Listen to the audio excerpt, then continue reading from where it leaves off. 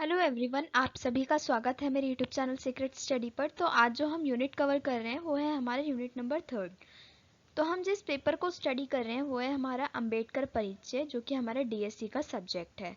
Semester 5th है BA programme का। जो यूनिट का नाम है वो है महिलाओं का प्रश्न, जिसमें हमें ये 3 सब टॉपिक कवर करने हैं। जिसमें हमारा फर्स्ट सब टॉपिक है महिलाओं के प्रति अंबेडकर का दृष्टिकोण, सेकंड है Hindu bill code and third है हमारा समान नागरिक संहिता।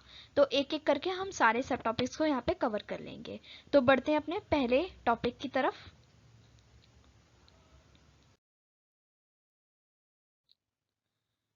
तो सबसे पहले हम इसका इंट्रोडक्शन देख लेंगे। हालांकि ये इंट्रोडक्शन है, बट उसके बावजूद भी अगर आप चाहें तो इस वाली स्लाइड को ऐड ऑन कर सकते हैं अपने फर्स्ट सब टॉपिक में, जहाँ पे हमने महिलाओं के बारे में पढ़ना है। तो अगर आपके पास क्वेश्चन आ जाता है तो आप चाहें तो इसको इस तरीके से भी रिप्रेजेंट कर सकते हैं, और अगर आपको पर्टिकुलरली महिलाओं के बारे में लिखना हो तो आप ये वाला स्लाइड जो है वो उसमें भी ऐड ऑन कर सकते हैं। तो सबसे पहले हम देख रहे हैं डॉक्टर भीमराव अम्बेडकर द्वारा महिलाओं के लिए अत्यंत संघर्ष किए गए। डॉक्टर भीमराव अंबेडकर द्वारा महिलाओं की आर्थिक, राजनीतिक, सामाजिक स्थिति को सुधारने में महत्वपूर्ण योगदान रहा। डॉक्टर भीमराव अंबेडकर का मानना था कि भारतीय समाज में महिलाओं की स्थिति बहुत ज़्यादा खराब हो रही है, जिसमें सुधार करना आवश्यक है तथा इसमें सुधार करने के लिए कड़े कदम उठाने पड़ेंगे। तो इससे हमें क्या पता चलता है? देखिए, भीमराव अंबेडकर ने हर एक क्षेत्र में अत्यंत संघर्ष किया है, बहुत सारे आंदोलन चलाए हैं, और उनके वजह से हमें बहुत जगह सफलता भी मिली है। तो जहाँ पर बात आती है महिलाओं की, हर एक विद्वान का अपना एक अलग कहना है, हर एक विद्वान ने अपना एक अलग संघर्ष किया है महिलाओं के लिए। क्योंकि आपने देखा होगा महिलाओं की जो स्थिति थी वो पुराने टाइम पे बहुत ज़्यादा खराब थी। हालांकि आज के टाइम पे भी इतनी ज़्यादा बेहतर नहीं हो पाई है कुछ एरियाज़ में। अगर आप गाँव वगैरह के एरिया देखेंगे तो बहुत सारी जगह पर ऐसा है कि मतलब बहुत सारे ऐसे रिचुअल्स बनाए हुए हैं, लाइक कि हस्बैंड के खाने के बाद वाइफ खाना खाएगी। ठीक है, इस टाइप के कुछ मिथ बना रखी हैं जो कि महिलाओं के लिए एक अत्याचार जैसी हैं। तो इन्हीं चीज़ों के खिलाफ डॉक्टर भीमराव अंबेडकर ने अभियान भी चलाए, और महिलाओं की स्थिति को बेहतर बनाने के लिए बहुत सारे उन्होंने योगदान अपने दिए हैं। तो सबसे पहले है यहाँ पे पितृसत्ता प्रथा तथा जाति व्यवस्था को महिलाओं की दुर्दशा का सबसे प्रमुख कारण माना गया। अब देखिए, पितृसत्ता प्रथा कौन सी प्रथा होती है? जहाँ पे जो पुरुष होते हैं यानी कि जो जेंट्स होते हैं उनको महिलाओं से ज़्यादा अधिकार दिए जाते हैं। ठीक है, जैसे कि हमारे जो फैमिलीज हैं वहाँ पे किसकी बात सुनी जाती है ज़्यादा? पापा की। हम लोग भी किससे डरते हैं? पापा से डरते हैं। महिला जब तक मम्मी की बात आती है मम्मी को किसी भी तरीके से मना लेते हैं हम, ठीक है। बट जहाँ पे बात आती है पापा की तो हम क्या बोलते हैं कि मम्मी आप जाके बात कर लो, हमसे नहीं होगा। तो क्यों करते हैं? क्योंकि हम मेल से डरते हैं। अब हालांकि ये बात नहीं कि वो हमारे फादर है, हमें डरना चाहिए उनसे, ठीक है, उनकी रिस्पेक्ट करनी चाहिए। बट अगर आप इसी चीज़ को नेशनल लेवल पे देखेंगे तो महिला और पुरुष की स्थिति में बहुत ज़्यादा आपको डिफरेंस देखने को मिलेगा। अगर आप इंटरनेशनल लेवल पे देखेंगे तो आज के टाइम पर भी बहुत सारे देश ऐसे हैं जो महिलाओं को वोट देने का अधिकार नहीं रखते, जो महिलाओं को गाड़ी चलाने नहीं देते। ठीक है, वहाँ पे लॉ में ही नहीं है कि महिला गाड़ी चलाएं। क्यों है ऐसा? महिला गाड़ी नहीं चला सकती? महिला गाड़ी चला सकती हैं, बट फिर भी ये उनके कुछ रूल्स हैं। और उसी तरीके से अगर आप गांव में देखेंगे तो मैंने आपको बताया जैसे कि महिला जो है वो बाद में खाना खाएंगी, पुरुष पहले खाएंगे। अगर आपको ये चीज़ें अगर अच्छे से देखनी है कि महिला की स्थिति कैसी है गांव के एरिया में, तो एक मूवी है बॉलीवुड की जहाँ उसका नाम है छोरी, आप वो देखिएगा। उसमें आपको सारी चीज़ें बहुत अच्छे से दिखाई गई हैं कि किस तरीके से महिलाओं के साथ भेदभाव किया जाता है, अत्याचार किया जाता है, और किस तरीके के मतलब ऐसे रिचुअल्स आपको देखने को मिलते हैं जहाँ पे महिला को मार भी देते हैं सिर्फ रिचुअल्स के नाम पर। तो वहाँ से हमें देखने को मिलता है किस तरीके से महिलाओं के जो दुर्दशा है वो कितनी ज़्यादा खराब होती चली जा रही है। ठीक है, तो इन्हीं चीज़ों को देखते हुए जो बी आर अम्बेडकर थे उन्होंने भी बहुत सारे योगदान दिए हैं महिलाओं के लिए। भीमराव अंबेडकर का मानना था कि यदि किसी देश की व्यवस्था के बारे में जानना है, यानी कि ये जानना हो कि देश कितना उन्नत है, तो वहाँ की जो महिलाएं हैं ना उनकी स्थिति आप देख लो। जो भी डेवलप कंट्री होगी ना वहाँ की महिलाएं बहुत सेफ होंगी, उनके पास राइट्स होंगे। लेकिन जितना पिछड़ा समाज होगा ना वहाँ पे महिलाओं की स्थिति उतनी ही भयानक होगी। अंबेडकर का मानना था कि महिलाओं को समाज का महत्वपूर्ण तथा अभिन्न अंग, यानी कि जो अंबेडकर थे वो ये मानते थे कि जो समाज का बहुत महत्वपूर्ण अंग है महिला, और एक अभिन्न अंग है। आप भी जानते हैं अगर महिला नहीं होगी तो कोई भी जनरेशन आगे नहीं बढ़ पाएगी। तो आप इस चीज़ से समझ सकते हैं कि एक महिला कितना इम्पोर्टेंट रोल निभाती है हर एक की ज़िंदगी में, चाहे वो महिला माँ हो, वाइफ हो, बेटी हो या बहन हो। लेकिन वो बहुत ज़्यादा इंपॉर्टेंट रोल निभाती है, तो उसके बावजूद भी महिलाओं के साथ बहुत ज़्यादा अत्याचार किए जाते हैं। तो इन्हीं चीज़ों को यहाँ पे हाईलाइट किया गया। महिलाओं को कानूनी रूप से अधिकार दिलाने की वकालत की है बी आर अम्बेडकर ने।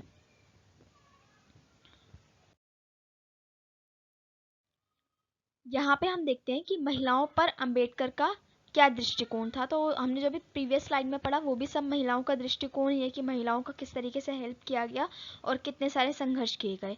तो यहाँ पे हम पर्टिकुलरली देखते हैं डॉक्टर भीमराव अंबेडकर ने महिलाओं के लिए अनगिनत योगदान दिए, जिनमें उन्होंने महिलाओं का सशक्तिकरण पर जोर दिया। अब देखिए, मैंने यहाँ पे एक वर्ड यूज किया है, सशक्तिकरण। सशक्तिकरण का मतलब ये होता है जिसके अंदर सारे तरीके की चीजें आ जाती हैं, आर्थिक रूप से, राजनीतिक रूप से, सामाजिक रूप से महिलाओं को शक्ति प्रदान करना, इसके अंदर अधिकार भी आ जाते हैं।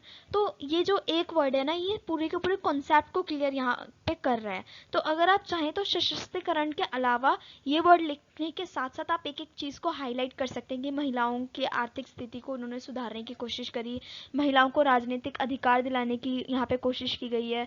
उसके अलावा महिलाओं की जो शिक्षा का क्षेत्र था उसमें महिलाओं को आगे बढ़ाने के लिए इन्होंने योगदान दिया। तो आप चाहें तो एक एक करके पॉइंट पूरा एक्सप्लेन करके लिख सकते हैं, जिसका इम्पैक्ट पड़ेगा कि आपका जो आंसर है वो लेंदी हो जाएगा। बट अगर मैं एक एक चीज़ आपको यहाँ पे लिख कर बताऊंगी तो उससे क्या होगा, वीडियो लंबा हो जाएगा और आप लोगों को समझ में नहीं आएगा। इसलिए मैंने आपको शॉर्टकट में यहाँ पे महिलाओं को सशक्तिकरण लिखा हुआ है।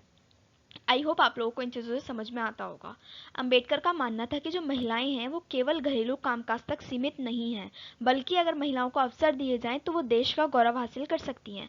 आप लोग जानते होंगे, महिलाओं को ज़्यादातर ये सोचा जाता है महिलाओं का काम है खाना बनाना, घर की साफ सफाई करना, ठीक है, अगर उनके बच्चे हैं तो बच्चे संभालना, नहीं तो अगर वो घर की बेटी हैं तो घर बार संभालना, बात खत्म। ठीक है, इतना माना जाता है, घरेलू कामकाज उन्होंने कर लिया, यही उनकी ड्यूटी है। बट अगर आप देखेंगे तो हमारे देश की खुद की बहुत सारी महिलाएं ऐसी हैं जो कि बहुत अच्छे अच्छे काम कर रही हैं। आप स्कूल जाते हैं, कॉलेज जाते हैं, बहुत सारे प्रोफेसर, बहुत सारे टीचर्स क्या हैं, फीमेल्स हैं। ठीक है, उसके अलावा डॉक्टर्स फीमेल्स हैं, और भी बहुत, आर्मी तक में फीमेल सब जाती हैं। तो आप इससे जान सकते हैं कि अगर महिलाओं को मौका दिया जाए ना तो वो क्या काम नहीं कर सकती, हर एक काम महिला कर सकती है आज की डेट में। तो यही चीज़ हमने यहाँ पर लिखी है। महिलाओं को महिलाओं को समाज में पुरुषों के बराबर दर्जा मिलना चाहिए, ये अंबेडकर का मानना था। तो अभी हमने देख लिया कि किस तरीके का दृष्टिकोण था महिलाओं के प्रोस्पेक्टस में बी आर अम्बेडकर का। अब हम देखेंगे कि जो हिंदू बिल कोड है वो क्या है। तो देखिए, ये जो जारी किया गया था, मतलब ये जो प्रस्तुत किया गया था 1948 में किया गया था। इस बिल का मकसद हिंदू समाज में लैंगिक समानता और सामाजिक न्याय स्थापित करना था।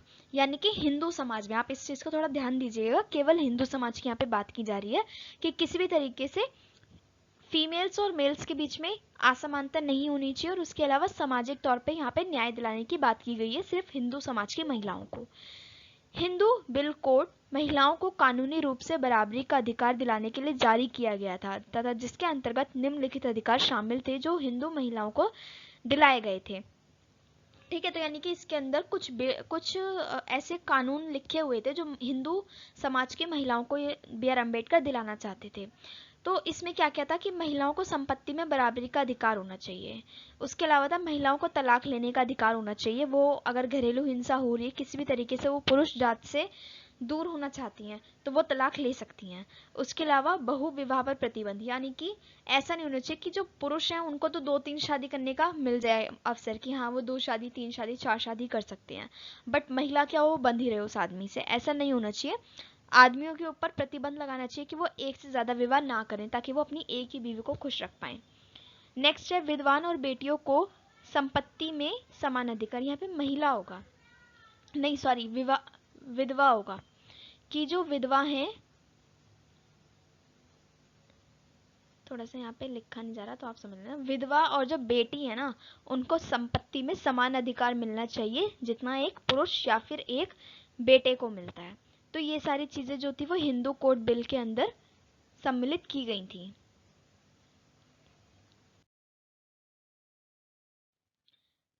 इसमें नेक्स्ट कानून था कि गोद लेने की प्रक्रिया, यानी कि अगर एक महिला है जिसके खुद के बच्चे नहीं है, खुद की संतान नहीं है, तो वो बच्चों को गोद ले सकती है। परंतु इसमें क्या देखने को मिलता है कि जो रूढ़िवादी समाज है ना वो इसका जम के विरोध करता है, क्योंकि अगर आप देखेंगे कि विवाह पर प्रतिबंध लगाना, महिलाओं को तलाक लेने का अधिकार देना, पुरुष के बराबर मानना, समानता का अधिकार, ये सारी चीज़ें क्या हैं? इससे जो रूढ़िवादी समाज है वो इसके बिल्कुल खिलाफ हो गया। उन्होंने ये सोचा कि हमारा जो परंपरा चली आ रही है ये उसके खिलाफ है। संसद में इस बिल को भारी विरोध का सामना करना पड़ा, जिस कारण ये जो बिल था वो पास नहीं हो पाया था। इस बिल के विरोध करने वालों का ये मानना था कि यह जो बिल है ना वो केवल हिंदू महिलाओं के लिए है, देश की सभी महिलाओं के लिए नहीं है। तो इसमें दो तर्क शामिल थे विरोध करने वाले। एक तो वो था जो रूढ़िवादी समाज था, जो परिवर्तन नहीं चाहता था। वो नहीं चाहते थे कि जो परंपरा चली आ रही है महिलाओं को दमन करने की, वो यहाँ पर आके समाप्त हो जाए। सेकंड वो पार्टी थी जो इस चीज के खिलाफ थे कि ये जो महिलाओं के लिए बिल आप जारी कर रहे हैं, सिर्फ हिंदू महिलाओं के लिए क्यों जारी कर रहे हैं? मुसलमान महिलाएं, सिख महिलाएं, क्रिश्चियन महिलाएं, वो भी तो इंसान है, उनके लिए भी तो जारी करो। तो दो इसमें थिंकिंग थी जो इस बिल का विरोध कर रही थी। नेक्स्ट है, इसके परिणाम स्वरूप अंबेडकर द्वारा केंद्रीय मंत्री जो केंद्रीय मंत्रिमंडल से इस्तीफा दिया गया, यानी कि अंबेडकर ने केंद्रीय मंत्रिमंडल से इस्तीफा दे दिया। और अंत में क्या हुआ, ये जो कोड था यानी कि हिंदू कोड बिल जो था वो जारी किया गया सरकार द्वारा, परंतु टुकड़ों में जारी किया गया था।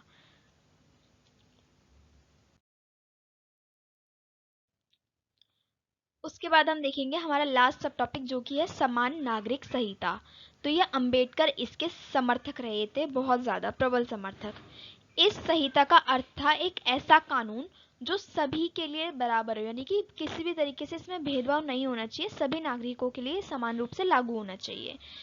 क्योंकि अंबेडकर जानते थे कि धर्म के नाम पर अलग अलग तरीके से कानून लागू करने से महिला और जो अल्पसंख्यक है उनके अधिकारों का उल्लंघन हो रहा है। यानी कि बहुत सारे ऐसे समाज हैं जो कि हिंदू धर्म के नाम पर अलग कानून बना रहे हैं, मुस्लिम धर्म के नाम पे अलग कानून बना रहे हैं, सिख धर्म के नाम पे अलग कानून बना रहे हैं। तो इससे क्या हो रहा है, हर एक कानून जो बना रहे हैं ना उसमें महिला और अल्पसंख्यकों का दमन ही हो रहा है। ऐसा नहीं है कि कोई भी समाज ये सोच रहे कि महिलाओं की स्थिति कितनी दयनीय होती जा रही है, अल्पसंख्यक कितने ज्यादा बेचारे परेशान हो रहे हैं, ये चीजें कोई नहीं सोच रहा। अपने धर्म को सर्वोपरि रखते हुए कानून बना रहे हैं। तो इससे क्या हो रहा है, महिलाओं और अल्पसंख्यकों को तो बहुत ज्यादा अत्याचार का सामना करना पड़ रहा है ना। इसी वजह से समान नागरिक संहिता लागू किया गया। समान यानी कि एक बराबर, नागरिक यानी कि सभी नागरिकों के लिए, और संहिता यानी कि ऐसे कानून की श्रृंखला। नेक्स्ट है, अंबेडकर का मानना था कि भारत जैसे देश में समान नागरिक संहिता आवश्यक है ताकि सभी नागरिकों को समान अधिकार प्राप्त हो सके।